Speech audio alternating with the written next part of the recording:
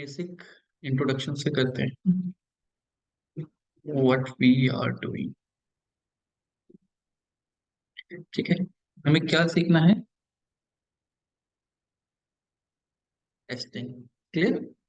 जब टेस्टिंग की हम बात करते हैं, testing is divided into two part, manual testing and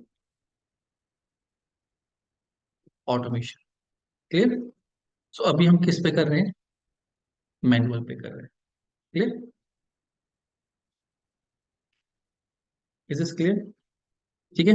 manual testing, अब मैनुअल टेस्टिंग में हम क्या कोर्स करेंगे? हमारे कोर्स का आर्किटेक्चर क्या रहता है? हमारा कोर्स अराउंड 3 मंथ्स का रहता है, दोनों पोर्शंस को मिला के। ठीक है, क्लासेस चलती हैं online offline both mode. You can connect online as well, कभी आप भी। ठीक है, क्लासेस की मैं आपको रिकॉर्डिंग दे दूंगा, you will get recording of the classes as well. ठीक है, एंड टू एंड क्लास की रिकॉर्डिंग होगी। रिकॉर्डिंग में जब आप इनरोल करते हो, I will add in a WhatsApp group, और वहाँ पे आपको रिकॉर्डिंग मिलेगी लाइक दिस। सपोज से क्लासेस हैं, ठीक है, ये तो आगे की है पुरानी, लाइक दिस, ये बैच है। ठीक है, यहाँ पे मैं आपको इस तरीके की रिकॉर्डिंग दे दूंगा। ये पर्सनल चैनल है। ठीक है, मैं इसका लिंक और सब कुछ डिटेल आपको दे दूंगा। इसमें आपको प्लेलिस्ट मिल जाएगी, प्रीवियस बैचेस की रिकॉर्डिंग है करंटली। ठीक है, कुछ मैंने डिसकंटिन्यू कर दिए, कुछ अभी चल रहे हैं, तो मैं आपको प्रॉपर जो भी क्लास होगी उसकी रिकॉर्डिंग इस तरीके से मिल जाएंगी जो कंटिन्यूअस क्लासेस चल रही है। Is this clear? ठीक है। क्या क्या हम ऐड ऑन करेंगे इसमें?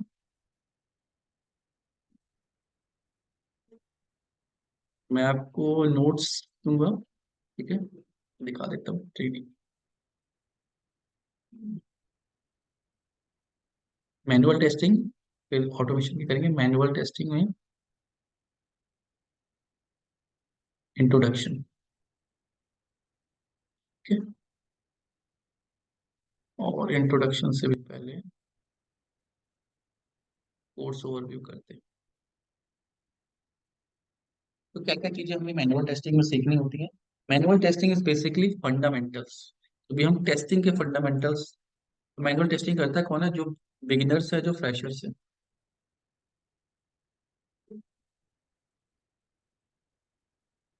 ठीक है, जो बिगिनर्स हैं और जो फ्रेशर्स हैं, जिनको अभी फंडामेंटल्स नहीं पता है किसके? टेस्टिंग के। क्लियर? टेस्टिंग होती क्या है, क्यों होती है, टेस्टिंग क्या होती है, मैनुअल टेस्टिंग क्या है, ऑटोमेशन क्या है, डिफेक्ट क्या होते हैं। ठीक है, मॉडल्स क्या होते हैं, टेस्टिंग की टेक्निक क्या होती है, टेस्ट केस क्या होते हैं, टेस्ट सिनेरियोज क्या होते हैं, वो सारे फंडामेंटल्स। रिग्रेशन टेस्टिंग क्या है, सैनिटी क्या है, स्मोक क्या है, टेस्ट केस को कैसे लिखा जाता है, कैसे एग्जीक्यूट किया जाता है। क्लियर? तो वो सारे फंडामेंटल्स हम मैनुअल टेस्टिंग में सीखते हैं। मैनुअल टेस्टिंग में भी फिर एक और एरिया आता है, database testing. Clear? Manual testing मतलब वेबसाइट को मैनुअली चेक करना बाय क्लिकिंग। ठीक है, फिर आती है डेटाबेस टेस्टिंग। डेटाबेस टेस्टिंग मतलब जहाँ पे ही सारा डेटा हम कैप्चर करते हैं सर्वर पे, वहां पे जाके क्वेरीज चला के हमें डेटा को वैलिडेट करना है कि डेटा प्रॉपर वहां पे पहुंचा नहीं पहुंचा। क्लियर? तो मैनुअल टेस्टिंग में हम ये दो चीजें पढ़ते हैं, एक तो मैनुअल टेस्टिंग के फंडामेंटल्स जिसको हम टेस्टिंग बोलते हैं, और दूसरी डेटाबेस टेस्टिंग। क्लियर?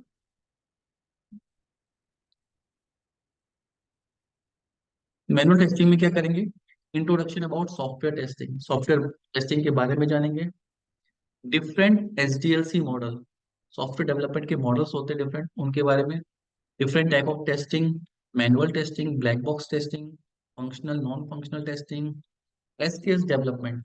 टेस्टिंग में आपका काम होता है टेस्ट केस को डेवलप करना, तो वो हम सीखेंगे।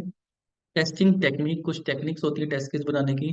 टेस्ट मैनेजमेंट, ये टेस्टिंग के साथ साथ क्या क्या रिसोर्सेज, क्या क्या प्रोजेक्ट फाइल्स आपको यूज करनी होती हैं। डिफेक्ट ट्रैकिंग कैसे करते हैं, टूल्स से कैसे करते हैं, मैनुअली कैसे करते हैं। और कौन कौन सी टाइप्स की टेस्टिंग होती है मार्केट में उसके बारे में, कौन कौन से टाइप के टूल्स यूज होते हैं मार्केट में। और सॉफ्टवेयर टेस्टिंग में जब भी आप इंटरव्यू के लिए जाओगे कुछ डिफरेंसेस पूछे जाएंगे आपसे ज्यादातर, कि टेस्ट सिनेरियो में क्या डिफरेंस है, टेस्ट केस और टेस्ट सिनेरियो क्या क्या होते हैं, सैनिटी स्मोक टेस्टिंग क्या है। ठीक है। सॉफ्टवेयर टेस्टिंग के एमसीक्यू क्वेश्चन और इंटरव्यू क्वेश्चन, तो ये लास्ट 3 मॉड्यूल्स इंटरव्यू पर्सपेक्टिव से ये थ्योरेटिकल है। इसके अलावा हम डेटाबेस टेस्टिंग सीखेंगे, तो हम एक वेबसाइट को रेफर करेंगे, W3 School सीक्वल। तो इसमें क्वेरीज होती हैं जो हमें क्वेरीज सीखनी है डेटाबेस टेस्टिंग के लिए। क्लियर, आएंगे इस पे भी, यहाँ तक सीखना है हमें इसमें, जॉइंस तक हमें आना चाहिए। क्लियर, बेसिक क्वेरीज से डेटा कैसे फैच होता है, और मोर देन 2 टेबल्स में डेटा हम रखते हैं तो वहां से कैसे डेटा फैच होता है। क्लियर, अभी जो फ्रेशर है उनको बिल्कुल समझ में नहीं आएगा ये कैसे करते हैं। ठीक है, धीरे धीरे करके स्टेप बाय स्टेप आगे बढ़ेंगे। तो ये पहले हमारा कोर्स है। फिर इसके बाद अगर हमें ऑटोमेशन सीखना है, देन ऑटोमेशन के लिए हमें प्रोग्रामिंग लैंग्वेज सीखनी होती है। चॉइस होती है, you can go with Python और you can go with Java. ठीक है, तो आप एक लैंग्वेज सेलेक्ट करते हो, फिर then we have to learn selenium fundamentals. तो टेस्टिंग के फंडामेंटल हैं, वैसे ही सेलेनियम के फंडामेंटल फिर हमें वो सीखने होते हैं। ठीक है, इसके फंडा सीख, क्लियर। तो टोटल सब चीजों को सीखने में अराउंड 3 मंथ्स या 3.5 मंथ्स लगते हैं। क्लियर, मैं जो भी सिखाता हूँ तो मैं 2 ऑप्शन देता हूँ हमेशा। एक तो जो स्टार्टिंग कर रहे हैं अभी से, मैनुअल टेस्टिंग, मैनुअल टेस्टिंग से स्टार्ट करना है। सपोज ऐसे मैनुअल टेस्टिंग का बैच है अभी 2 PM। क्लियर, और जो पाइथन से सीखना चाह रहे हैं, मैनुअल टेस्टिंग और ऑटोमेशन टेस्टिंग में कुछ भी सिमिलर नहीं है, सब चीजें अलग अलग सीखनी होती हैं। ये अलग है, ये अलग है, तो हम इसको पैरेलली भी स्टार्ट कर सकते हैं। मैनुअल टेस्टिंग मेजरली थ्योरी और फंडामेंटल को समझना है। ऑटोमेशन टेस्टिंग डे 1 से प्रैक्टिकल है, कि पहले दिन से ही आपको लैपटॉप चाहिए, उस पर काम करना होता है, इसमें कोडिंग प्रोग्रामिंग आपको सीखनी। क्लियर, तो जो मेरे बैचेस चलते हैं, चॉइस होती है कि आप दोनों को पैरेलली सीख सकते हो। जैसे पाइथन का बैच स्टार्ट हुआ है, पाइथन का बैच स्टार्ट हुआ है 12 PM पे आज। क्लियर, तो आप एक साथ मैनुअल टेस्टिंग भी पढ़ सकते हो और पाइथन भी सीख सकते हो, क्योंकि हमारी जो क्लासेस होती हैं वो वीकेंड पे ही चलती है। ठीक है, तो आपके पास पूरा इंटायर वीक है प्रैक्टिस करने के लिए। इसमें थ्योरेटिकल सेशन है, मुझे ज्यादा पढ़ाना है आपको। ठीक है, ऑटोमेशन में आपको प्रैक्टिस ज्यादा करनी है। मैनुअल में बहुत ज्यादा टास्क नहीं होंगे आपके पास करने के लिए, बट आपको कॉन्सेप्ट समझनी है। क्लियर, का रिवीजन आप जल्दी से कर सकते हो, यहाँ पे आपकी बहुत ज्यादा प्रैक्टिस चाहिए। क्लियर, एक तो तरीका होता है पैरेलली, दूसरा कॉन्सेप्ट होता है, समझ सुधांशु, दूसरा तरीका होता है कि मैनुअल टेस्टिंग आपने कंप्लीट कर ली, उसके बाद आप पाइथन का जो बैच है उसमें कनेक्ट करो और पाइथन के बाद सेलेनियम सीखो। जब हम इसमें आते हैं तो आपको पता है टाइम थोड़ा कम रहता है, कि पाइथन ही पाइथन ओवरऑल सीखना होता है। तो अगर आप पैरेलली भी कनेक्ट करना चाहते हो कोई, पैरेलल बैच में भी ज्वाइन कर सकते हो। फीस कोई डिफरेंस नहीं है, सेम है। सिर्फ पैरेलली ये होगा कि आपको पाइथन में ज्यादा टाइम मिल जाएगा। अगर आपने फर्स्ट टाइम पाइथन पढ़ी और आपको थोड़ा कम समझ में आई, तो फिर मैनुअल के बाद दोबारा से आप पाइथन के बैच में एनरोल कर सकते हो। यूकेट में आपका जो मेंबरशिप होती है 1 ईयर की होती है। ठीक है, तो 1 ईयर में अगर आपको रिपीट करना है तो आप रिपीट भी कर सकते हैं। तो जो नए हैं जिनको कोडिंग प्रोग्रामिंग नहीं आती, वो पाइथन में जाके थोड़ा सा फंसते हैं कि ये नई चीज है। क्लियर है, जो जावा से लेते हैं, पाइथन जावा दोनों के पैरेलली बैच चलते हैं, तो आप पहले इनरोल कर सकते हो, आपको ज्यादा टाइम मिल जाएगा पाइथन को सीखने के लिए। क्लियर है, ये मेरी तरफ से है, वरना आप मैनुअल खत्म करके पाइथन सीख के फिर सेलेनियम पे जा सकते हो, चॉइस है। क्लियर है, तो आज हम इस बैच में कहाँ से स्टार्ट करें, मैनुअल टेस्टिंग से।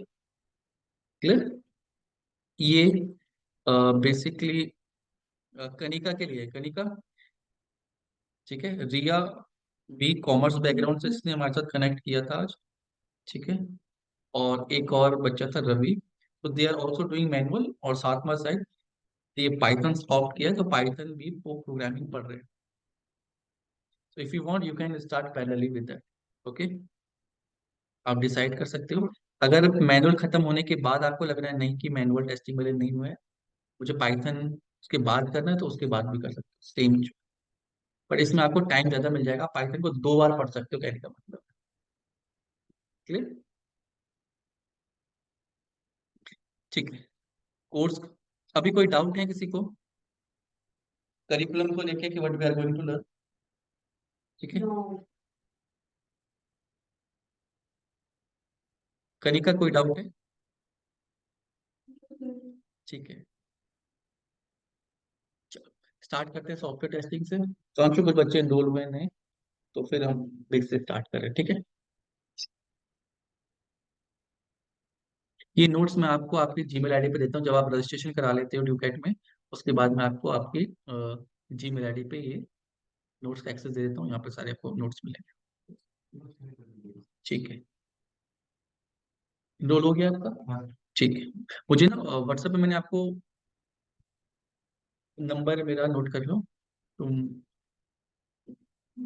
9540।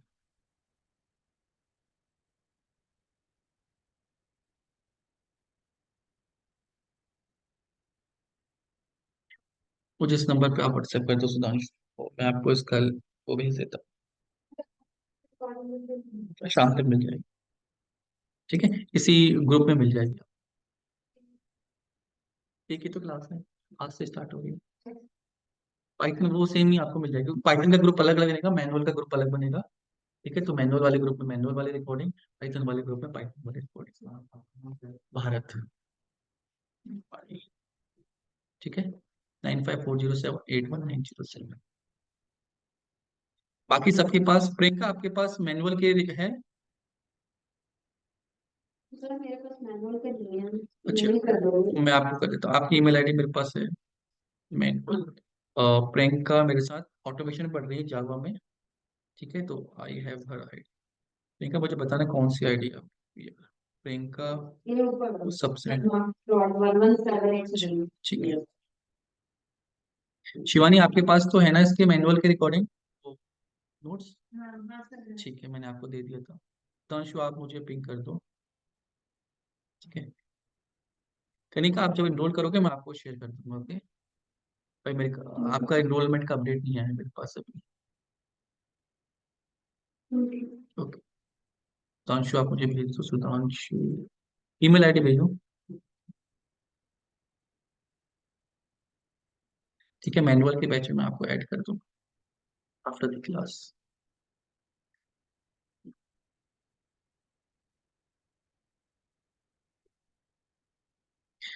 कनिका भेजी दो मेरे को, व्हाट्सएप पे पिंक कर दो मैं आपको।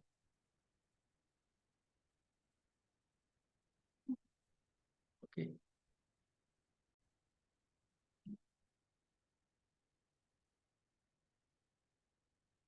ठीक है, पाइथन मटेरियल 1.1 स्टार्ट करते हैं।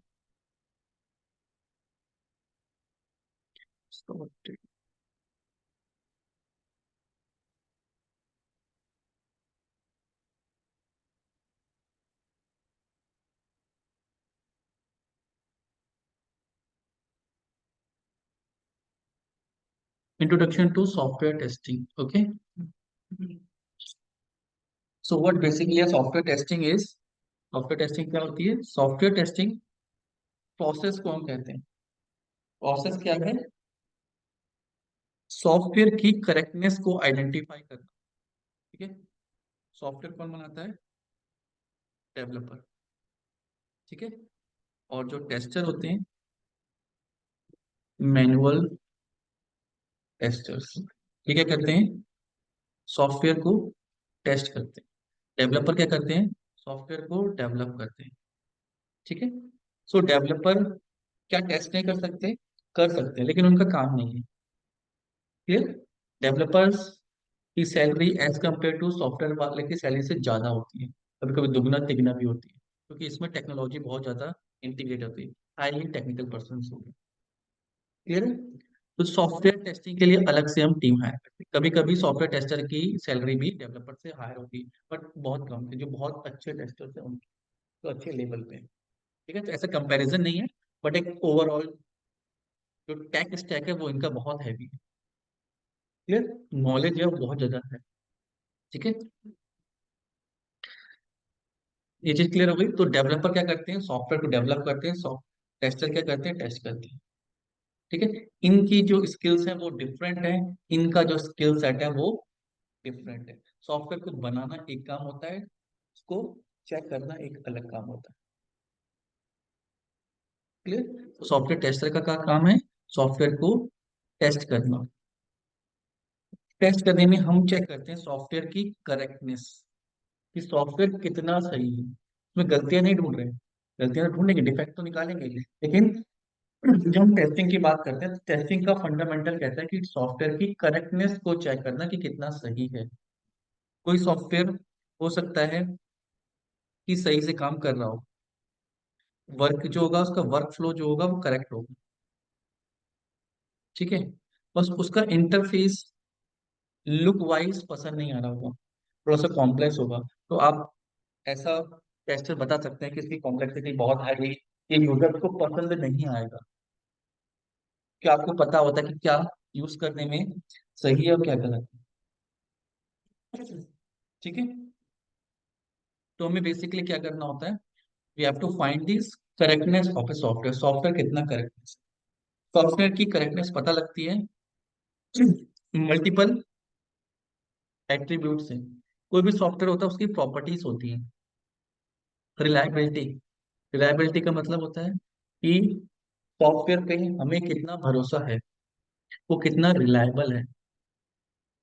क्लियर, जैसे कोई भी ऐप आप यूज कर रहे हो, जैसे जीपीएस आप यूज कर रहे हो, तो जीपीएस आपको एड्रेस दिखा रहा है, तो आप उसी एड्रेस पे जा रहे हो, तो आप उस पर भरोसा करके ही तो जा रहे हो। क्लियर, यूपीआई पेमेंट ऐप है, आप क्या कर रहे हो, पैसे सेंड कर रहे हो, उस पर भरोसा करके ही भेज रहे हो। अगर वो गलती करेगा, ठीक है, जस्ट गिव मी सेकंड इसमें। ठीक है, क्लियर, तो सॉफ्टवेयर की करेक्टनेस को चेक करना। Just give me second. Hello ma'am, ठीक है ठीक है ठीक है ठीक है ठीक है ठीक है ठीक है, जस्ट संजना ऑफलाइन नहीं आती। जस्ट गिव मी सेकंड, मैं एक लिंक शेयर करता हूँ मैं आपके साथ, क्योंकि न्यू स्टूडेंट है, she was not having the link.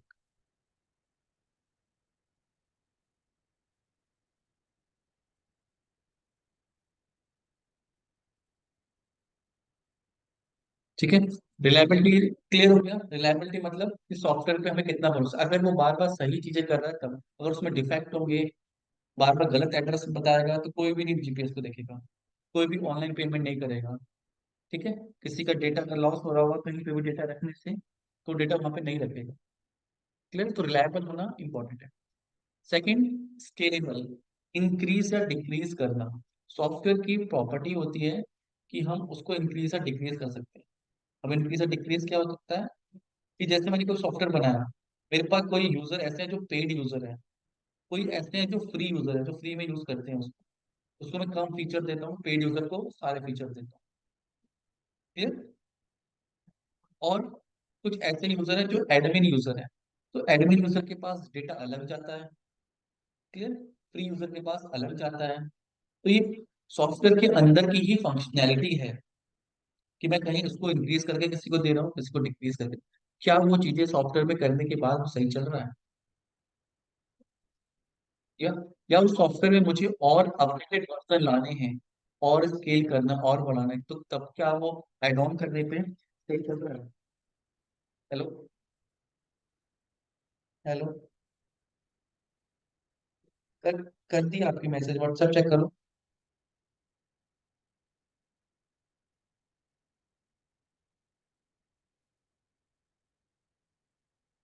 ठीक है,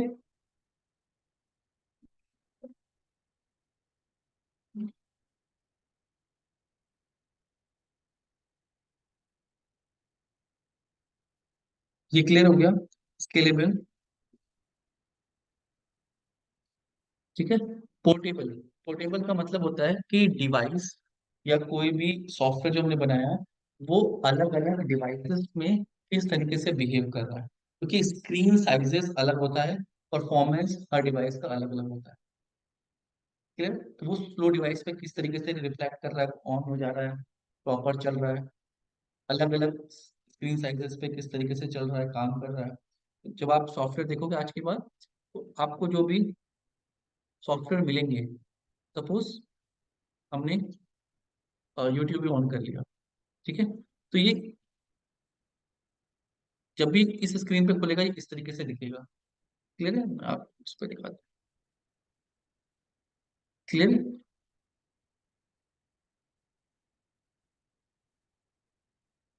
अगर किसी को हम इंस्पेक्ट करके दूसरे डिवाइस पे करेंगे, यहाँ पे ऑप्शन आते हैं, आप यहाँ पे जाके ब्राउजर में इस तरीके से देख सकते हो, जबकि इसको एक्चुअल में दिखाया था ब्राउजर से भी।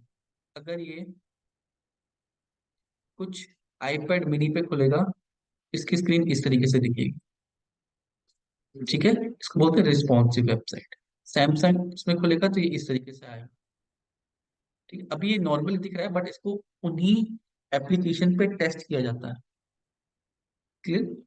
क्योंकि हर स्क्रीन की साइज अलग है, तो ये अपने आप सॉफ्टवेयर कितना अडेप्टिव है, कितना रिस्पॉन्सिव है। रिस्पॉन्सिव मतलब कि अगर ब्राउजर की स्क्रीन इंक्रीज या डिक्रीज हुई, सपोज इंक्रीज या डिक्रीज हुई, इस तरीके से डिक्रीज हुई, तो ये क्या ये अपने हिसाब से एडजस्ट कर रहा है, लाइक दिस। ठीक है, तो ये बटन अभी देखो इस तरीके से है, यहाँ पे है, ये अलग से कॉलम आ गया, तो इतने वाले स्क्रीन में इस तरीके से चलेगा। क्लियर है?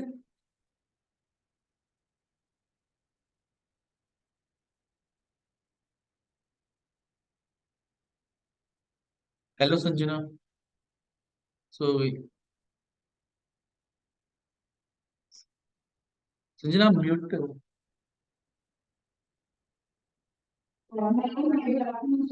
गुड आफ्टरनून संजना, आप ऑफलाइन आने वाले थे?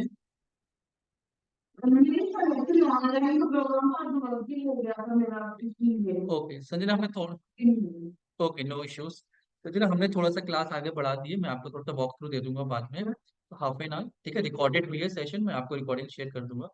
सो हम डिस्कस कर रहे थे, हमने कोर्स का डिस्कस किया था कि कोर्स हम क्या क्या करते हैं, क्या क्या टूल्स का यूज करते हैं, क्या क्या टेक्नोलॉजी का यूज करते हैं, जावा पाइथन टेस्टिंग के लिए, मैनुअल टेस्टिंग। अभी आप क्या करते हो वैसे? मैं बेसिक थोड़ा सा इंट्रो ले लूँ आपको, तो मुझे भी।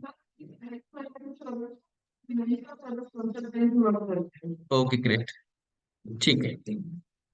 सॉफ्टवेयर में आई थिंक आपका हाथ ठीक होगा, आपको सिर्फ मैनुअल कॉन्सेप्ट ही सीखने, ठीक है,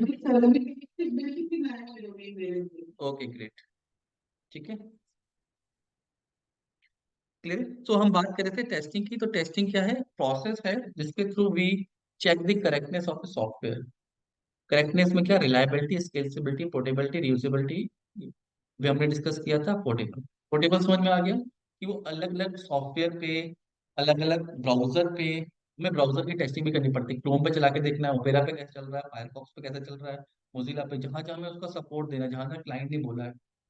ठीक है, वर्जन में भी 11 प्रो पे कैसा चल रहा है, विंडो पे 8 पे कैसा चल रहा है, तो उसके नीचे भी हमें सपोर्ट देना है, तो वहां भी, क्योंकि दुनिया में ऐसे भी लोग हैं जो अभी विंडो 8 भी यूज कर रहे होंगे। क्लियर? हमने अपडेट नहीं किया होगा, तो उनके स्क्रीन पे भी वो सॉफ्टवेयर प्रॉपर चल रहा है नहीं चल रहा है, तो हमें अलग अलग ब्राउजर पे भी टेस्टिंग करनी होती है। क्लियर? फिर आता है रीयूजेबल, सॉफ्टवेयर कितना रीयूजेबल है।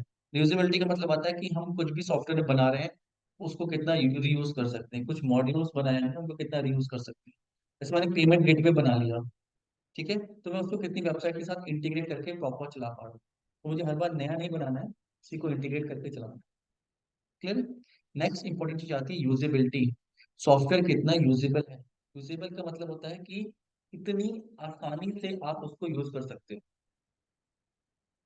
जैसे फेसबुक है, यूट्यूब है, व्हाट्सएप है, इंस्टाग्राम है, इतने पॉपुलर हैं क्योंकि इनका जो यूजर इंटरफेस है वो बहुत आसान है।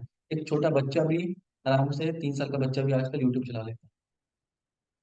वो इसलिए चला पाता है क्योंकि यूजेबिलिटी उसकी बहुत हाई है, आसान। अगर वही कॉम्प्लेक्स होता तो वो नहीं चला पाता, वो बच्चा नेट बैंकिंग नहीं कर सकता वेबसाइट में जाके।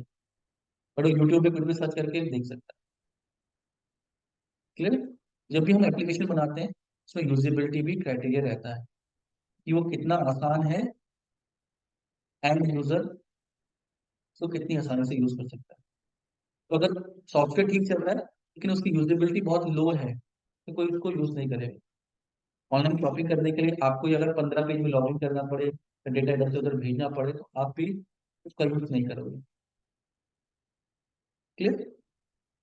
सेकंड, ये तो है फंडामेंटल डेफिनेशन। क्लियर। जो टेक्निकल डेफिनेशन है और जो मार्केट में चलती है, software testing is the process of verifying and validation of the functionality of an application to find whether it satisfies the user requirement. ठीक है।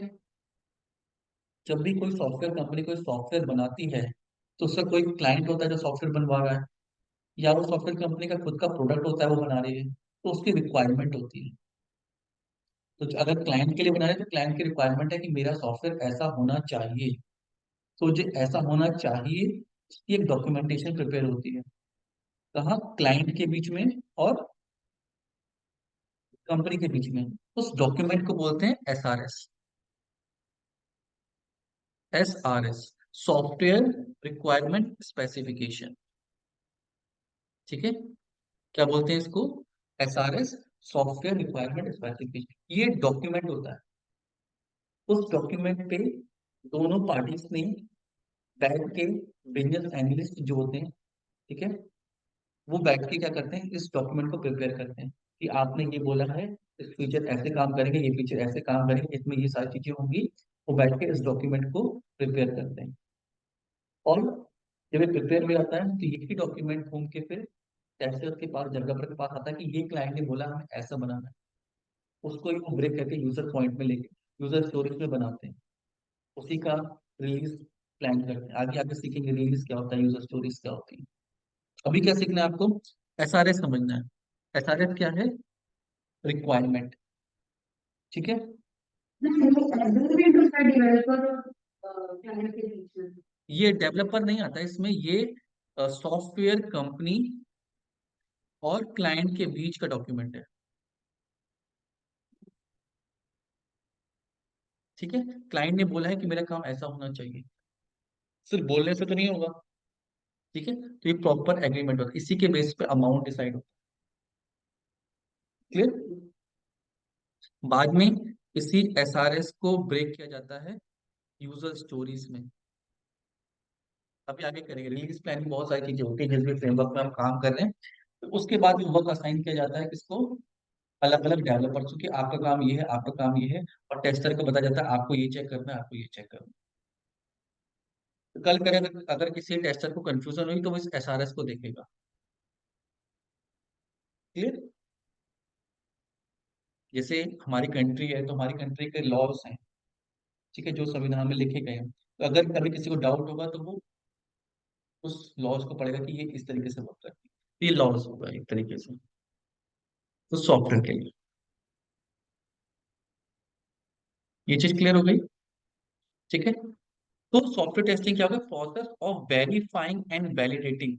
जब सॉफ्टवेयर बन गया है या डेवलपर ने कुछ पोर्शन उसका कंप्लीट कर लिया है, तो आप उसको वेरीफाई कर रहे हो या वैलिडेट कर रहे हो, चेक कर रहे हो कि जो SRS में लिखा है वैसे ही काम कर रहा है नहीं कर रहा है। क्योंकि टेक्निकल वाले पर्सन ने कहाँ से देख के बनाया? SRS से बनाया। वहां पर जो थ्योरी लिखा है उसने तो कोडिंग की है। कोडिंग जो उसने की है वो प्रॉपर SRS के थ्रू चल रही है नहीं चल रही है। तो ये काम किसका है? आपका काम, डेवलपर का नहीं। वो बनाएगा और आप उसको टेस्ट करोगे। ये चीज क्लियर हो गई। तो इस प्रोसेस को हम सॉफ्टवेयर टेस्टिंग कहते हैं।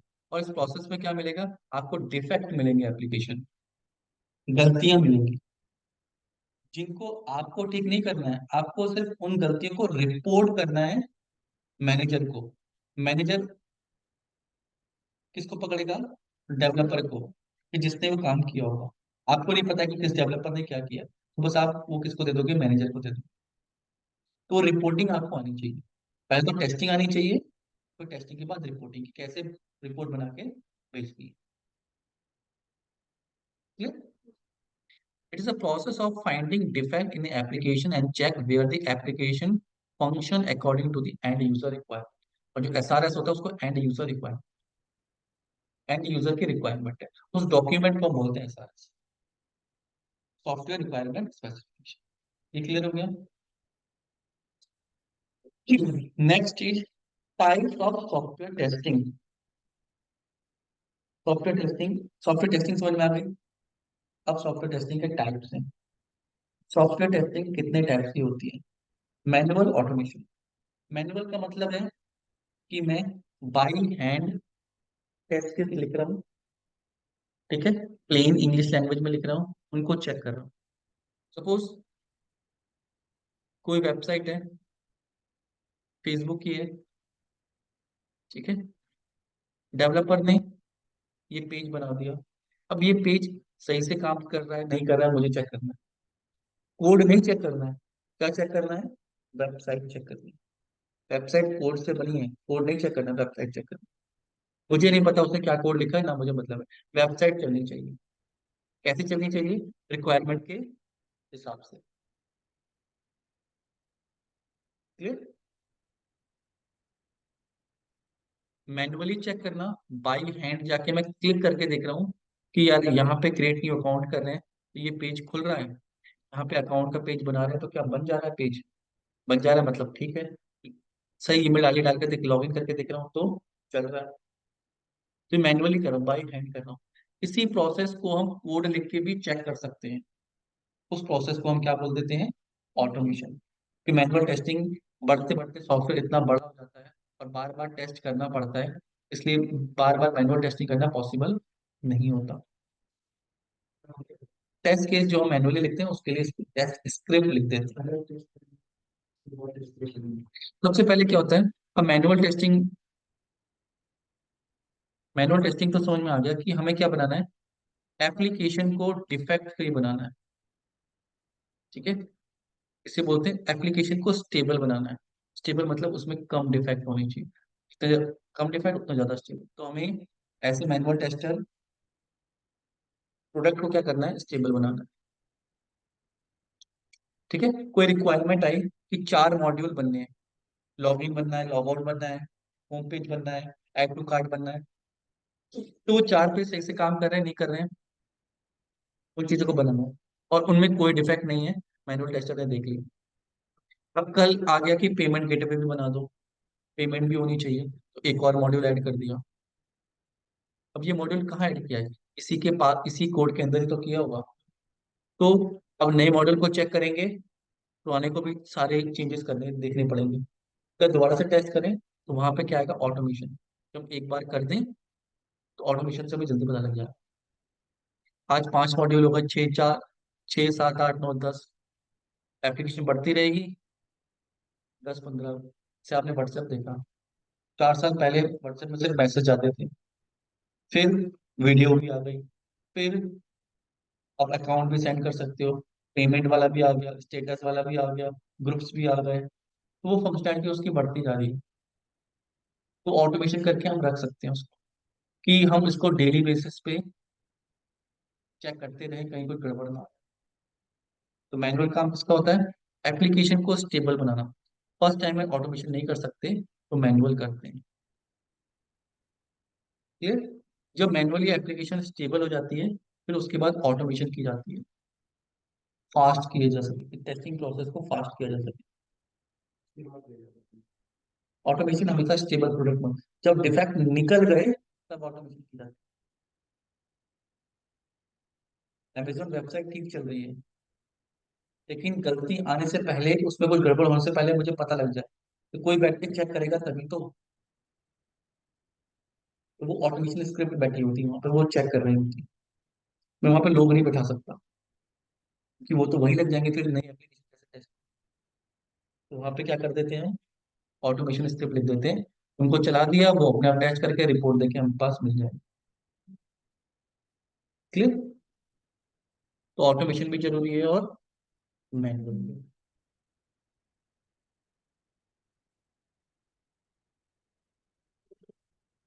तो 2 टाइप क्लियर हो गए,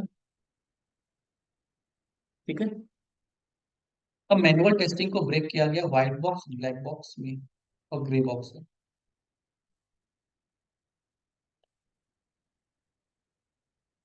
जो डेवलपर होते हैं जो कोड लिखते हैं, कोड लिख के भी तो अपने कोड को वो चेक करेंगे कि ठीक है नहीं है, अपने सीनियर से चेक कराते हैं कोड ठीक लिखा है नहीं लिखा है। तो जब हम कोड को चेक कर रहे हैं, किसी के इम्प्लीमेंटेशन को चेक कर रहे हैं, that is called white box testing. Manually कर रहे हैं वो लोग, और उसको क्या बोलते हैं, व्हाइट बॉक्स। कोड को चेक करना व्हाइट बॉक्स। ब्लैक बॉक्स मतलब हमें नहीं पता है कि उसका पीछे कोड क्या है, वो चीज सही काम कर रही है और उसको हमें चेक करना है। जैसे मेरे लैपटॉप है, लैपटॉप पे पावर बटन है, बंद दबा दूंगा तो वो ऑन हो जाएगा। अगर लैपटॉप ऑन हो रहा है मतलब पावर बटन तो सही काम कर रहा है। और मुझे नहीं पता कि पावर बटन को कैसे इंप्लीमेंट किया हुआ है, कितनी पावर भेज रहा है, क्या जा रहा है। वो इम्प्लीमेंटेशन वाला एरिया है। जब हमें इम्प्लीमेंटेशन वाला एरिया को चेक करना होता है तो उस कोड को चेक करना है, उसे बोलते हैं व्हाइट बॉक्स। ब्लैक बॉक्स, जो मुझे सिर्फ इनपुट देना है और वो मुझे आउटपुट दे दे, जैसे ये। अब मुझे नहीं मतलब कि इसका कोड कैसे लिखा है, मैं यहाँ पे लॉगिन करूँ, लॉगिन हो जाए, मुझे वो टेस्ट करना, that is called black box testing. White box होती है कोड को चेक करना। अब मैं इस कोड, इसको जाके उसका कोड चेक करूँ, तो वो कौन करते हैं, टेस्टर वो करते हैं, लेकिन वो व्हाइट बॉक्स टेस्टर्स होते हैं। तो डेवलपर्स ही होते हैं, सीनियर डेवलपर अपने जूनियर डेवलपर के कोड चेक करते हैं कि उन्हें सही से लिखा है नहीं लिखा है। क्लियर। जो सेट फॉर्मेट होता है कोड लिखने का, उसके अकॉर्डिंग लिखा है नहीं लिखा है, उस टाइप की टेस्टिंग को हम कहते हैं व्हाइट बॉक्स टेस्टिंग। हमें उससे कोई मतलब नहीं है। डेवलपर लिखते हैं अपने कोड को, यूनिट टेस्ट के थ्रू चेक करते हैं। क्लियर। जो दोनों, जिसको दोनों आती हैं उसको बोलते हैं ग्रे बॉक्स टेस्टर। तो white box tester, black box, grey box मतलब व्हाइट बॉक्स दोनों टेस्टिंग करना। ब्लैक बॉक्स कौन हो गए आप, डेवलपर कौन हो गए, white box tester. Grey box ज्यादातर मैनेजर होते हैं जिनको दोनों चीजें आ रही होती हैं। उनका काम कोड करना नहीं है, सिर्फ वो ओवरऑल चेक करते हैं। क्लियर। तो हम कौन से टेस्टर बनेंगे, ब्लैक बॉक्स। मुझे नहीं पता कि वेबसाइट पीएचपी में बनी है, जावा में बनी है, डॉट नेट में बनी है, रिएक्ट में बनी है, एंगुलर में बनी है। अलग अलग टेक्नोलॉजी है जिनके थ्रू वेबसाइट बनती है। मुझे सिर्फ वेबसाइट चलती हुई चाहिए, रिक्वायरमेंट के हिसाब से। वो जो क्लाइंट ने बोला हो कि इस टेक्नोलॉजी पर चाहिए, वो डेवलपर बना रहे हैं, टेक्नोलॉजी को चेंज नहीं करते। ब्लैक बॉक्स ऑटोमेशन भी ब्लैक बॉक्स का ही पार्ट है। तो ऑटोमेशन में कोड चेक नहीं कर रहा हूँ, कर तो वेबसाइट ही चेक कर रहा हूँ। मैं वेबसाइट में यूजर नेम डाल के देख रहा हूँ, बटन को क्लिक कर रहा हूँ, तो वो चल रहा है। मुझे नहीं मतलब कि वो कोड कैसे किया। क्लियर। अब वेबसाइट टेस्टिंग में भी, ब्लैक बॉक्स टेस्टिंग में दो चीजें होती है, फंक्शनल नॉन फंक्शनल। वेबसाइट ठीक से काम कर रही है नहीं कर रही, that is called functional testing. Clear. Functional testing का मतलब है कि मैं वेबसाइट पे गया, ठीक है, मैंने ऑन किया यूट्यूब, ठीक है, यूट्यूब की वेबसाइट लॉन्च हो रही है, मैं इस पे क्लिक कर रहा हूँ तो क्या मैं होम पे आ पा रहा हूँ, तो मैं होम पे आ पा रहा हूँ। मैं साइन इन पे क्लिक कर रहा हूँ, क्या मैं साइन इन पे आ पा रहा हूँ, आ पा रहा हूँ। तो ये ठीक काम कर रहा है। क्या मैं इस वीडियो को प्ले कर रहा हूँ, ठीक है, इस वीडियो को प्ले कर रहा हूँ, ठीक है, तो क्या ये वीडियो प्ले हो रही है, हो रही है। मैं इसको फॉरवर्ड कर रहा हूँ, हो रही है, ठीक है। मैं इस पे म्यूट कर रहा हूँ, म्यूट हो रही है। मैं इसको सब्सक्राइब पे क्लिक कर रहा हूँ, तो मैंने लॉगिन नहीं किया तो मेरे को लॉगिन के लिए पूछ रहा है। तो ये क्या है, वेबसाइट की फंक्शनैलिटी। कुछ बटन का, कुछ टेक्स्ट का कुछ काम है जो वो कर रहा है ठीक से, वो डिफाइंड है ऑलरेडी एसआरएस में, बिहेवियर उसका सही चल रहा है नहीं चल रहा है। ठीक है। इस टाइप की टेस्टिंग को हम कहते हैं फंक्शनल टेस्टिंग। एक और कैटेगरी आती है non functional testing. Non functional testing मतलब परफॉर्मेंस टेस्टिंग की तरफ, कि इस वेबसाइट पे 10,000 यूजर एक साथ वीडियो पे आ गए, और वो 10,000 यूजर ने एक साथ सब्सक्राइब किया, तो क्या वो 10,000 काउंट कर रहा है प्रॉपर। या कोई एक एड टू कार्ट वेबसाइट थी, उसमें 150 स्टॉकिंग आइटम है, और 5,000 पब्लिक एक साथ आ गई बाय करने के लिए, हो सकता है, लिमिटेड स्टॉक है। तो क्या वो 5,000 यूजर में से प्रॉपर उन 150 को मिला है जिन्होंने पहले किया है, जिन्होंने पेमेंट कर दिया, जो भी है, तो बुक किया तो बुक हो गया। उस टाइप की टेस्टिंग को कर, that is called non functional testing. कि वेबसाइट ठीक तो चल रही है, लेकिन मल्टीपल यूजर के साथ कैसे चलेगी, लोड कैसा है वेबसाइट पे, कम नेटवर्क पे कैसे चल रही है, उस टाइप की टेस्टिंग को हम कहते हैं नॉन फंक्शनल टेस्टिंग। इसके लिए आपको 1,000 लोग को बैठा कर टेस्ट नहीं करना है, उसके लिए टूल्स आते हैं, टेक्नोलॉजी आती है जिसके थ्रू हम कर सकते हैं। ठीक है, तो जब हम एडवांस टेस्टिंग की तरफ जाएंगे, जब आप एक्सपीरियंस हो जाओगे, 3-4 साल एक्सपीरियंस, तो आप इसमें जा सकते हो। ठीक है, अभी जो हम पोर्शन कवर करेंगे वो करेंगे फंक्शनल टेस्टिंग का। तो हम क्या होंगे, फंक्शनल टेस्टर। जो हम टेस्टर होते हैं वो कैसे टेस्टर होते हैं, फंक्शनल टेस्टर। परफॉर्मेंस टेस्टर की कैटेगरी अलग है। जैसे डॉक्टर होते हैं ना, कुछ डेंटिस्ट होते हैं, कुछ सर्जन होते हैं, तो अलग अलग स्किल सेट होता है सबका, अलग अलग नॉलेज होती है। जो अभी हम नॉलेज कर रहे हैं वो किसके आगे, फंक्शनल, कि वेबसाइट की फंक्शनैलिटी को चेक करना कि वो ठीक चल रही है नहीं चल रही। ये क्लियर हो गया, ये क्लियर है सबको जो ऑनलाइन है, यहाँ तक क्लियर है? कनिका, प्रियंका, संजना, शिवानी, इतना समझ में आ रहा Yes, sir. Yes, sir. है? गुड। ठीक है, अब फंक्शनल टेस्टिंग भी डिवाइडेड है पोर्शन में। यूनिट टेस्टिंग, यूनिट टेस्टिंग दो टाइप की होती है। एक तो डेवलपर्स करते हैं टेस्टिंग, वो अपने कोड को टेस्ट करने के लिए यूनिट टेस्ट लिखते हैं, उसको भी बोलते हैं हम यूनिट टेस्टिंग। एक किसी भी सिंगल मॉड्यूल को चेक करना, एक पोर्शन को चेक करना, या एक फॉर्म को चेक करना, पीस ऑफ कोड को चेक करना जिसके थ्रू कुछ बन रहा है, उसको हम क्या बोलते हैं, यूनिट टेस्टिंग। अलग अलग, सपोज कोई कार मैन्युफैक्चर है, ठीक है, कोई कार बना रहा है, ठीक है, अगर कार में क्या क्या लग रहा है, इंजन, ठीक है, बॉडी, टायर, ऐसी बहुत सारी छोटी छोटी चीजें जो अलग अलग है। टायर इन्होंने कहीं और से बनाया, बॉडी कोई और बना रहा है, इंजन कोई और बना रहा है। इंजन बनाने वाला इंजीनियर अलग हुआ, टायर बनाने वाले अलग होंगे। तो जब हमने एक टायर बना ली, टायर कभी कार से डिपेंडेंट है नहीं है, ये मॉड्यूल बिल्कुल अलग है इनसे, अभी जुड़ा ही नहीं है अभी। सिर्फ इसको चेक करना, एक यूनिट को, that is called unit testing. Clear है? मैंने इसकी यूनिट टेस्टिंग कर ली, इसकी कर ली, ये इंडिविजुअली ठीक चल रहे हैं। ठीक है, फिर मैंने इनको क्या किया, मर्ज किया, असेंबल करूंगा ना, तो क्या होगा, डेटा फ्लो होता है, डेटा यहाँ से यहाँ फ्लो होगा। वेबसाइट की बात कर रहे हैं, जब मॉड्यूल को आपस में जोड़ा और फिर जोड़ के चेक किया, दैट इज कॉल्ड इंटीग्रेशन। कि मैं पेमेंट कर रहा हूँ एप्लीकेशन से, दूसरा ऐप खुल रहा है, जैसे आप स्विगी पे जाओगे, जोमेटो पे जाओगे, कहीं पेमेंट करोगे, तो उनका इंटीग्रेशन किससे है? उनकी एपीआई काम कर रही है पीछे, पेमेंट गेटवे के साथ। ठीक है, यहाँ से ऑर्डर 350 का दिया है, तो यूपीआई से भी 350 कट रहा है।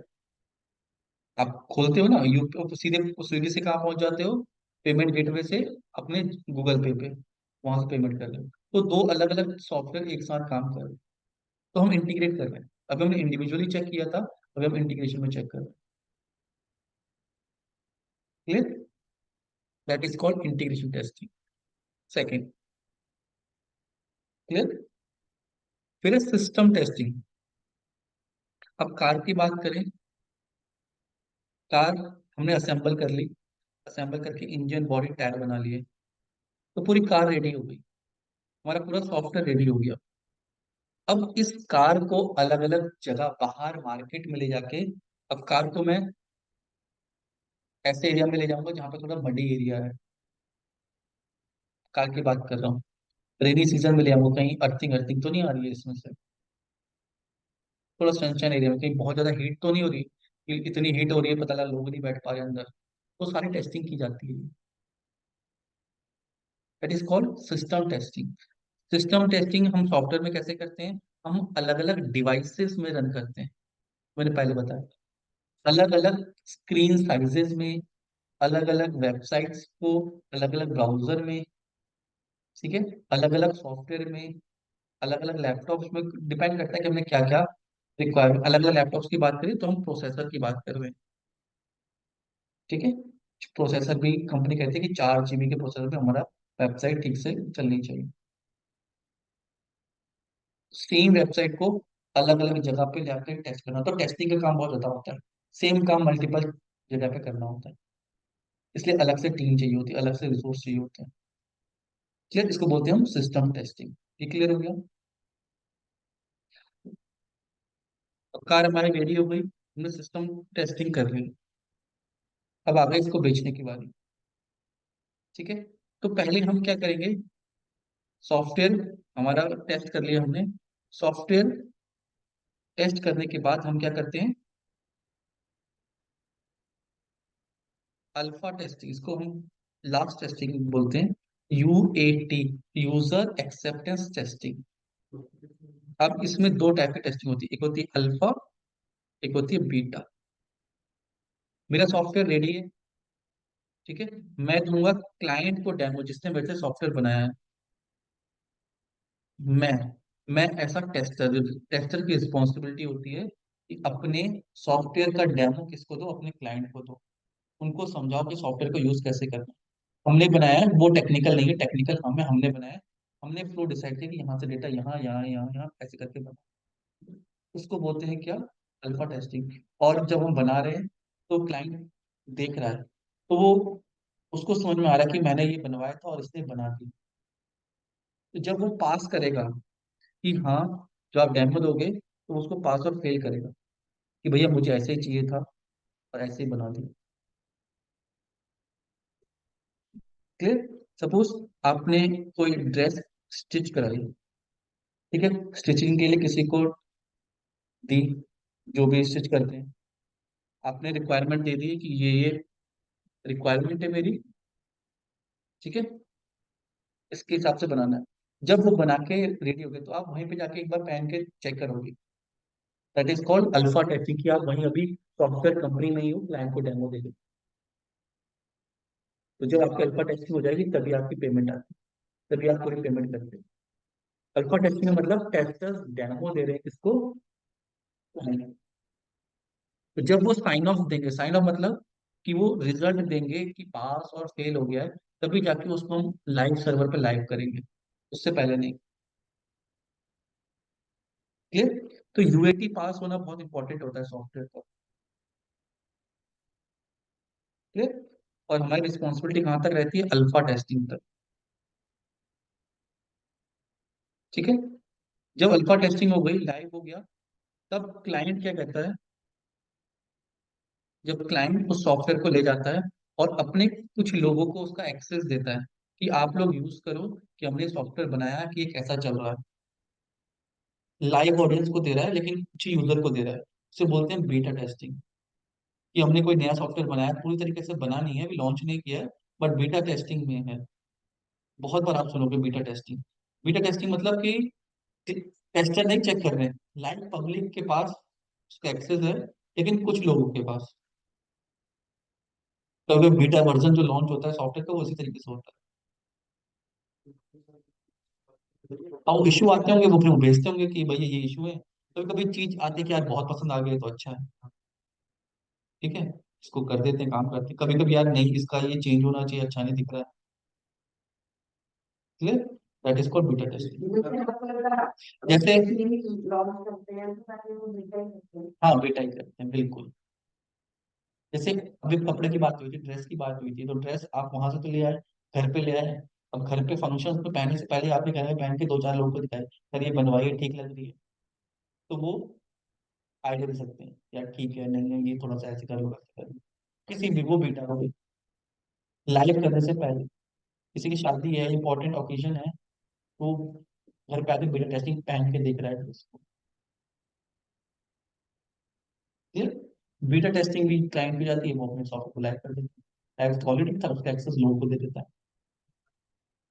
लाइव तो डेवऑप्स की टीम होती है, वो संभालती है। डेवऑप्स की टीम एक और टीम होती है आईटी में, डेवलपमेंट ऑपरेशन संभालती है, डेवऑप्स बोलते हैं। कि सॉफ्टवेयर कैसे सिंक होगा, कैसे लाइव होगा, सारा प्रोसेस वो रखती है। वो प्रोसेस होता है पूरा, ठीक है। जब यूएटी पास हो जाता है, उसका मतलब कि अब हम लाइव कर रहे हैं। क्लाइंट बताएगा नहीं आके कि भैया ब्लैक कर दो। यूएटी पास का मतलब वो स्टैंड सबको समझ आ गया, यूएटी पास हो गया, ये डेडलाइन है, इस दिन तक होना चाहिए था, उससे पहले यूएटी पास होना चाहिए था, यूएटी पास हो गया तो खुद से करना है। हाँ, उसे बोलते हैं डेफिनेशन ऑफ डन, आगे पढ़ेंगे डीओडी। डेफिनेशन ऑफ डन में क्या है कि यूएटी पास होना चाहिए, जिस दिन यूएटी पास हो गया हम उसको जाके मर्ज कर देंगे लाइव। क्लाइंट की परमिशन नहीं चाहिए, क्लाइंट की परमिशन हमें चाहिए अल्फा टेस्टिंग तक, अल्फा पास हो जाए हमारा। क्लियर? अभी चीजों को सीखेंगे और कितना समझ में आ गया?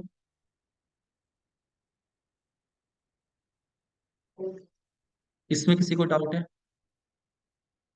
कनिका, प्रियंका, संजना, शिवानी, रिया, No. नीना ने लगे लिया। ठीक है, चलो, थ्योरेटिकल है थोड़ा सा ये, ठीक है। अभी आएगा प्रैक्टिकल क्वेश्चन भी। मैनुअल टेस्टिंग हमने डिस्कस की थी, ठीक है। मैनुअल टेस्टिंग क्या है? Process of checking the functionality of an application as per the customer need without taking any help of automation tool is called manual testing. ये discuss किया था। While performing the manual testing on any application, we do not need any specific knowledge of testing tool. हम यहाँ पे tool का use नहीं कर रहे हैं। हमें किसकी नॉलेज होनी चाहिए? हमें प्रोडक्ट की नॉलेज होनी चाहिए, ये प्रोडक्ट कैसा बनना है, मतलब हमें एसआरएस समझ में आना चाहिए कि रिक्वायरमेंट क्या है। Clear? Manual testing can further divide into white box, black box, grey box, ये समझ में आ गया। एडवांटेज क्या है मैनुअल टेस्टिंग के? Fast and accurate visual feedback. Visual feedback का मतलब है कि कोई इंसान वहां पे बैठ के टेस्ट कर रहा है, उसको पता है कि अब यहाँ पे ग्रीन कलर आना चाहिए था, तो डार्क ग्रीन, लाइट ग्रीन कैसा दिखेगा देख के। मशीन नहीं, मशीन तो सिर्फ क्लिक करके आगे बढ़ जाएगी, वो आइडेंटिफाई नहीं कर पाएगी कोई डार्क ग्रीन था, येलो कम ग्रीन आ रहा है, विजुअल इफेक्ट नहीं समझ में आते। लेस एक्सपेंसिव, ऑटोमेशन करना थोड़ा सा चैलेंजिंग काम होता है, सॉफ्टवेयर लगते हैं, ठीक है। ऑटोमेशन टेस्टर की सैलरी हाई होती है as compare to manual, time ज्यादा लगता है ऑटोमेशन करने में, तो थोड़ी सी एक्सपेंसिव होती है, तो उसके कंपेयर में मैनुअल टेस्टिंग लेस एक्सपेंसिव होती है। क्या आप टेस्ट केस बनाया, रन किया, पास हो गया। नो कोडिंग रिक्वायर्ड, ये नॉन कोडिंग प्रोफाइल है। मैनुअल टेस्टिंग के लिए आपको कोडिंग की जरूरत नहीं होती। Clear? Second, automation testing. Automation testing का मतलब होता है process of converting manual test case into test script with the help of automation testing. Automation में कुछ नया नहीं कर रहे हैं, जो मैनुअली काम हो रहा था उसी को ऑटोमेट कर रहे हैं। जैसे पहले मुझे पैसे किसी को देने होते थे तो बैंक में जाके निकालने पड़ते थे, फिर एटीएम से आकर ऑटोमेट प्रोसेस हो गया। अब क्या हो गया, सीधे यूपीआई आ गया। तो कुछ नया नहीं हुआ है, उस प्रोसेस को क्या कर दिया है, ऑटोमेट कर दिया। ठीक है, ऐसे ही हम मैनुअल टेस्टिंग में जो कर रहे हैं उस प्रोसेस को क्या कर देंगे, ऑटोमेट कर देंगे। क्लियर? अब इससे क्या कर सकते हैं हम, इफेक्टिवनेस, टेस्ट कवरेज बढ़ा सकते हैं, ज्यादा चीजों को टेस्ट कर सकते हैं। क्लियर? और ज्यादा वर्क फ्लो और ज्यादा निगेटिव सिनेरियोज और ज्यादा टेस्टिंग हम कर सकते हैं। क्लियर? अब और ज्यादा टेस्टिंग का मतलब होता है कि मैंने आपको दो नंबर, एक कैलकुलेटर बनाया, दो नंबर ऐड करने का कि इसमें चेक करो कि दो नंबर ऐड हो जाते हैं, या कैलकुलेटर में प्लस बटन सही से काम कर रहा है, तो क्या आप दुनिया के सारे नंबर उसमें ऐड करके देखोगे? नहीं। तो टेस्टिंग टेक्निक है कि सारे नंबर को ऐड करके नहीं देखना, हम नहीं देख ही नहीं सकते, क्योंकि सॉफ्टवेयर की डिलीवरी भी करनी होती है, ऐसा नहीं कि सालों साल उसको टेस्ट करते रहे। ठीक है, तो मैनुअल के लिए हम बहुत कम टेस्ट कर सकते हैं, लेकिन ऑटोमेशन प्रोसेस है, उस प्रोसेस को फास्ट कर सकते हैं कि हम ज्यादा नंबर को टेस्ट कर पाएंगे, कवरेज, ज्यादा से ज्यादा चीजों को कवर कर पाएंगे। Clear? Automation increase the test execution, जो मैनुअली करना पड़ेगा और जो ऑटोमेशन करना पड़ेगा, ऑटोमेशन बहुत फास्ट करता है, टेस्ट कवरेज बढ़ा देता है। Manual testing can become boring and hence error prone. 100 test case है, किसी टेस्टर को बैठा दिया, रोज वही टेस्ट केस चलाने हैं 6 महीने तक, बोर हो जाएगा, गलती कर देगा, मशीन नहीं करेगी। Clear? Why testing is required, तो एडवांटेज समझ में आ रहा है मैनुअल के और ऑटोमेशन के। अगर why testing is required, testing की जरूरत ही क्यों है? क्योंकि जो सॉफ्टवेयर बन रहा है वो कोई ह्यूमन बना रहा है, और एक जना नहीं, बहुत सारे लोग बना रहे हैं, अलग अलग जगह कोड लिख रहे हैं, उस कोड को मर्ज कर रहे हैं, और जो रिक्वायरमेंट है वो भी बड़ी कॉम्प्लेक्स होती है, तो वहां पे गलतियां होने के चांसेस रहते हैं। तो 100 लोग मिलकर आपस में काम कर रहे हैं, अपने अपने कोड को आपस में मिला रहे हैं, मर्ज कर रहे हैं, तो वहां पे गलती होने के चांसेस ज्यादा रहते हैं। एक टीम नहीं होती, 10 टीम होती है। एक जगह नहीं बैठी होती, 10 जगह बैठी होती है। क्लियर है? कोई फ्रंट एंड बना रहा है, कोई डिजाइन कर रहा है उसको, कोई कोड कर रहा है, कोई बैकएंड की टेक्नोलॉजी कर रहा है, कोई डेटाबेस प्रिपेयर कर रहा है। अलग अलग टीम अलग अलग काम कर रही होती है। डेवलपर की अलग अलग टीम्स होती है, टेस्टर की तो एक जैसी होती है। डेवलपर में अलग अलग प्रोफाइल होती है, कोई डेटाबेस इंजीनियर होता है, कोई फ्रंट एंड डिजाइनर होता है, कोई जावास्क्रिप्ट एक्सपर्ट होता है। तो अलग अलग चीजें मिलाकर वेबसाइट को बनाता है। क्लियर? तो वहां पे क्या है, गलतियों के चांसेस आते हैं, ह्यूमन एरर्स आने के चांसेस आते हैं। वो ह्यूमन एरर्स क्लाइंट तक ना पहुंचे, इसलिए टेस्टिंग रिक्वायर्ड है। What is defect? जो एरर्स आते हैं, हम उसको टेक्निकली एरर नहीं बोलते, प्रोग्रामिंग में कोडिंग में क्या बोलते हैं, डिफेक्ट बोलते हैं, बग बोलते हैं। टेस्टिंग में डिफेक्ट बोलते हैं, error बोलते हैं। तो आप तो बग सुनोगे या डिफेक्ट सुनोगे। क्लियर है? और डिफेक्ट आप कैसे डिसाइड करोगे कि ये डिफेक्ट है? जब एक्सपेक्टेड बिहेवियर एक्चुअल बिहेवियर के जैसा होगा, तो एप्लीकेशन ठीक है। एक्सपेक्टेड बिहेवियर का मतलब हो गया कि जो एसआरएस में लिखा है, ऐसा चलना चाहिए software, that is called expected behaviour. लेकिन जब हम सॉफ्टवेयर को टेस्ट कर रहे हैं, और वो जैसा बिहेव कर रहा है, वो होता है उसका एक्चुअल बिहेवियर। तो मेरा एक्सपेक्टेड बिहेवियर मेरे एक्चुअल बिहेवियर के बराबर है, दैट मीन सॉफ्टवेयर ठीक चल रहा है। अगर वो नहीं है, इसका मतलब वो डिफेक्ट है, मुझे उसको रिपोर्ट करना पड़ेगा।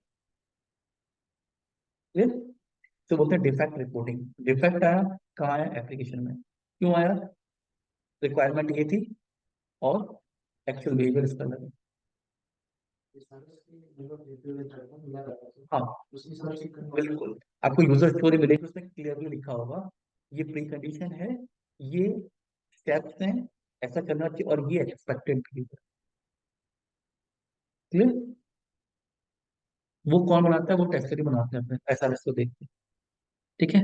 कुछ बेसिक प्रिंसिपल है सॉफ्टवेयर टेस्टिंग की। सॉफ्टवेयर फंडामेंटल कहता है कि कुछ बेसिक रूल्स हैं सॉफ्टवेयर टेस्टिंग के। जैसे ह्यूमन के फंडामेंटल राइट्स है ना, वैसे ही टेस्टिंग के कुछ प्रिंसिपल है। पहला प्रिंसिपल है कि सॉफ्टवेयर टेस्टिंग करनी क्यों चाहिए। Testing shows the presence of defect. Clear? कि टेस्टिंग से हमें डिफेक्ट मिलते हैं, बगैर टेस्ट किए हम एप्लीकेशन को नहीं भेज सकते, किसी भी हाल में नहीं। पहला प्रिंसिपल तो यही है, टेस्टिंग करनी है, और बिल्कुल करनी है। क्लियर? दूसरा रूल है, exhaustive exhaustive testing is not possible. हम सब कुछ नहीं टेस्ट कर सकते। अभी जैसे एग्जांपल दिया था कि कोई छोटा सा कैलकुलेटर ही बना दिया, एडिशन करने का, सब्ट्रैक्शन करने का, तो क्या मैं उसको सारे नंबर को ऐड करके देखूंगा? नहीं। क्या सारे नंबर को मल्टीप्लाई करके देखूंगा? सारे नंबर नहीं। मैं कुछ टेक्निक का यूज करूंगा, उस डेटा सेट को थोड़ा कम करूंगा, उसको टेस्ट करूंगा। सब कुछ नहीं टेस्ट कर सकते। ठीक? तीसरा, अर्ली टेस्टिंग। अभी जो सॉफ्टवेयर टेस्टिंग में नए हैं, उनको लगता होगा जब सॉफ्टवेयर पूरा बन जाता है तब उसकी टेस्टिंग की जाती होगी। ऐसा नहीं है। सॉफ्टवेयर जिस दिन रिक्वायरमेंट आती है, सेम डे से डेवलपर काम करना शुरू करता है, सेम डे से सॉफ्टवेयर टेस्टर काम करना स्टार्ट करता है। वो डेवलपर अपने कोड बना रहा होगा, आप टेस्ट केस बनाना स्टार्ट कर देते हो। ये आगे डिस्कस करेंगे, टेस्ट केस क्या होता है, टेस्ट सिनेरियोस क्या होते हैं। ठीक है? और छोटा सा मॉड्यूल भी बन गया अगर, तो उसको पहले टेस्ट करो, फिर आगे बढ़ेंगे। कोई बिल्डिंग है, 100 मंजिला बनानी है, तो पहले उस मंजिल बना के देखेंगे कि वो आर्किटेक्चर कैसा बन रहा है। क्योंकि पता लगा वो नीचे से गड़बड़ हो गई, तो वो ऊपर से गड़बड़ होती जाएगी, और फिर दोबारा सही करना पड़ा, तो क्या होगा, बहुत ज्यादा कॉस्ट लगेगी। तो अर्ली टेस्टिंग, जितनी जल्दी हम टेस्टिंग को स्टार्ट कर सकें, उतना ज्यादा बेनिफिट होता है। इनफैक्ट जितनी देर में आया, उतना वो बड़ा और कॉम्प्लेक्स हो जाएगा, उतनी ज्यादा कॉस्ट लगेगी उसको सही करने की। सारा कोड लिख दिया, फिर हटाना पड़ा, दोबारा से करना पड़ा, तो एक तो डिलीवरी लेट हो जाएगी, प्रोडक्ट की। दूसरा, जो बैठे हैं इंजीनियर, उनकी सैलरी भी तो लग रही है, तो कॉस्ट बढ़ जाएगी। फिर कभी कभी जुगाड़बाजी करनी पड़ती है, डेवलपर से करते हैं, फिर काम काम में चक्कर में कुछ पैचेस लगा के उसमें काम करते हैं। भैया पूरा तो सही नहीं कर सकते, इतने से काम चला। क्लियर? ये चीज क्लियर हो गई। Defect clustering. डिफेक्ट हमेशा क्लस्टर में मिलेंगे, जहां एक मिलना स्टार्ट होगा वहीं पे मल्टीपल डिफेक्ट मिलेंगे। एप्लीकेशन में 80-20 रूल चलता है कि 80% डिफेक्ट आपको सॉफ्टवेयर टेस्टिंग के सॉफ्टवेयर में 20% एरियाज में मिलेंगे। क्लियर है? समझ?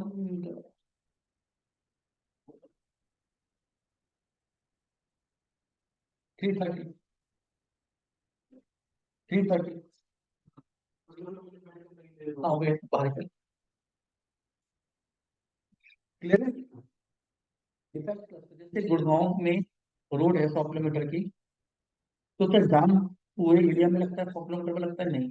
कुछ ऐसा एरिया होगा जहाँ पे क्या होंगे, रोड के इंटरकनेक्शन होंगे। 20% रोड ऐसी होगी जहाँ पे बहुत जाम लगता होगा, तो वहीं पे थोड़ा सा ज्यादा सेफ रहना है। जहाँ पे क्या है, सॉफ्टवेयर का इंटीग्रेशन हो रहा है, वहाँ पे डेटा फ्लो हो रहा है, तो वहीं पे ज्यादा डिफेक्ट मिलेंगे। 80% डिफेक्ट आपको उस एरिया में मिलेंगे। क्लियर? इसकी side paradox. Same test case को रन करते जाओगे, डिफेक्ट आने बंद हो जाएंगे। क्यों? क्योंकि डेवलपर उसको ठीक कर चुका होगा।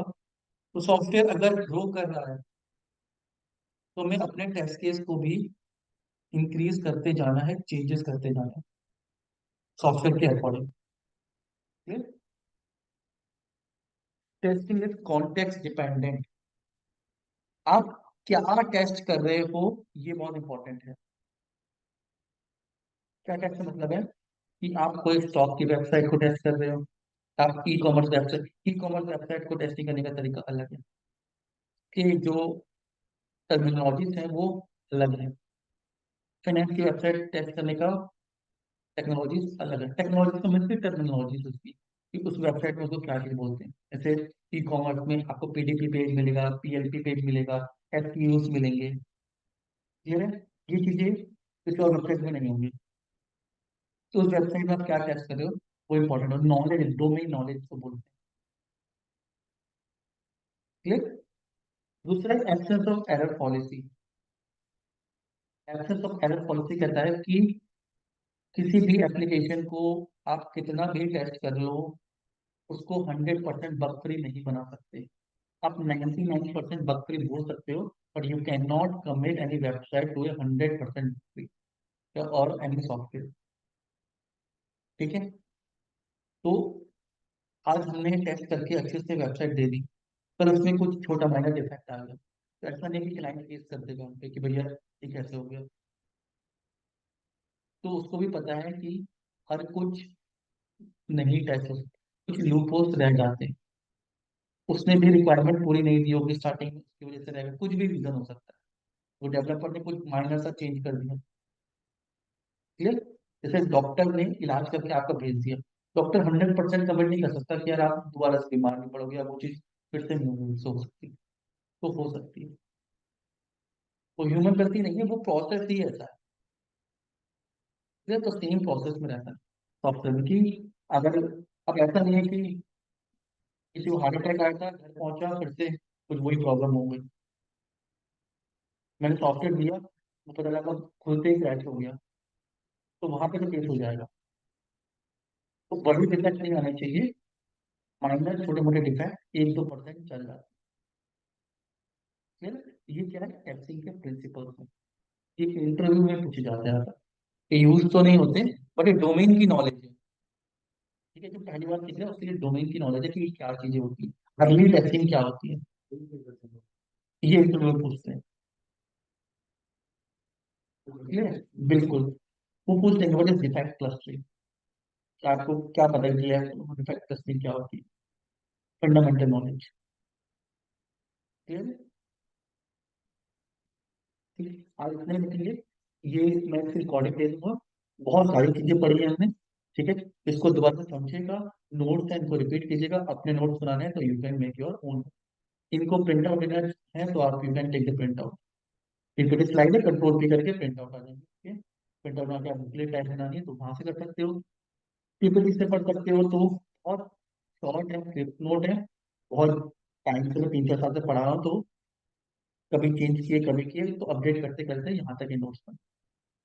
क्लियर, ये ऐसे नोट्स हैं जो डायरेक्टली इंटरव्यू में क्वेश्चन आते हैं। क्या टेस्टिंग इतना ही है? नहीं, टेस्टिंग की थ्योरी बहुत ज्यादा है, लेकिन जितना एक पर्सन को एज अ बिगिनर चाहिए, जितना इंटरव्यू प्रोसेस में उसको जानना चाहिए, उसके हिसाब से ये नोट्स प्रिपेयर है, उसका अपना कोर्स भी है। क्लियर, और इसकी भी आपको 30 40% ही नीड होगी जो आप प्रैक्टिकल एग्जीक्यूशन कर रहे होगे, बाकी आपकी थिंकिंग को सेट करने के लिए है।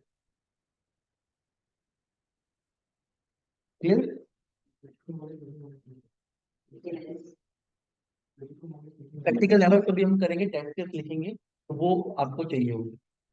ठीक है, ये आपकी थिंकिंग को डेवलप करने की सॉफ्टवेयर टेस्टिंग एक्चुअल में है क्या, प्रोसेस क्या, क्यों करते हैं, क्या रीजन है। क्लियर, ये भी नॉलेज आपको होनी चाहिए। डिफेक्ट क्या होता है पता होना चाहिए, क्लस्टरिंग क्या पता होना चाहिए, functional testing non functional testing क्या पता होनी चाहिए, तो स्केलेबिलिटी की बात करें तो पता होनी चाहिए। क्लियर, अभी डायरेक्टली यूज नहीं होंगे इसके, लेकिन ये आपको पता होना चाहिए। मैं क्रिकेट खेल रहा हूँ, इंटरव्यू में पूछे जाएंगे, मैं क्रिकेट खेल रहा हूँ तो मुझे क्रिकेट के सारे रूल्स पता होने चाहिए, जरूरी नहीं कि सारे रूल आज ही यूज हो जाए। ठीक है, क्लियर है, इस तरीके से। मैं जैसे क्रिकेट का बोला कि बैट्समैन हैंडलिंग दी बॉल नहीं कर सकता, क्योंकि जो क्रिकेट को कम जानते हैं वो नहीं पता लगेगा कि हैंडलिंग दी बॉल क्या होता है। हैंडलिंग दी बॉल होता है कि अगर आप बैट्समैन हो और बॉल आ रही है सामने तो आप हाथ से नहीं रोक सकते, अगर आपने हाथ से रोकी तो आउट हो जाओ। क्लियर, ये बुक का रूल है। टाइम आउट, एक क्रिकेट का एक रूल है, बैट्समैन को 3 मिनट के अंदर दूसरे बैट्समैन के आउट होने से पहले पहुंचना होता है, वरना वो टाइम आउट हो जाएगा। ठीक है, टाइम आउट का मतलब होता है कि आज अगर बैट्समैन आउट हुआ, इसके वनडे में 3 मिनट होते हैं, T20 में 90 मिनट्स होते हैं, टेस्ट मैच में 5 मिनट मिलते हैं। अगर आप 90 सेकेंड के अंदर कोई बैट्समैन आउट हुआ, दूसरा बैट्समैन क्रीज पे नहीं पहुंचा और सामने वाले कैप्टन ने अंपायर को बोला तो उसको टाइम आउट कर देगा। तो ये यूज नहीं होते हैं रूल, होते हैं लेकिन लोग पहुंच जाते हैं, तो पता होनी चाहिए। अगर नहीं पता होंगे तो आपके लिए डिमेरिट्स, आपको रूल नहीं पता है क्या है। ऐसी हो, ऐसे बहुत सारे रूल्स हैं जो क्रिकेट तो डेली नहीं यूज होते हैं, बट आपको पता होना चाहिए बीइंग अ टेस्टर। क्लियर है, जैसे कनिका लॉयर है, वो कर रही लॉ, इतने सारे रूल्स होंगे जो पता ही नहीं होंगे हमें कि हम इसको यूज कर सकते हैं, उनको वो यूज कर सकते हैं जिनको पता हो, पता होंगे। क्लियर है, इतना फंडामेंटल क्लियर हुए थोड़े से। ठीक है, थोड़ा सा और चीज पकड़ेंगे हम करते हैं। क्लियर है, तो इसकी मैं रिकॉर्डिंग आपको क्लास में ग्रुप में दे दूंगा।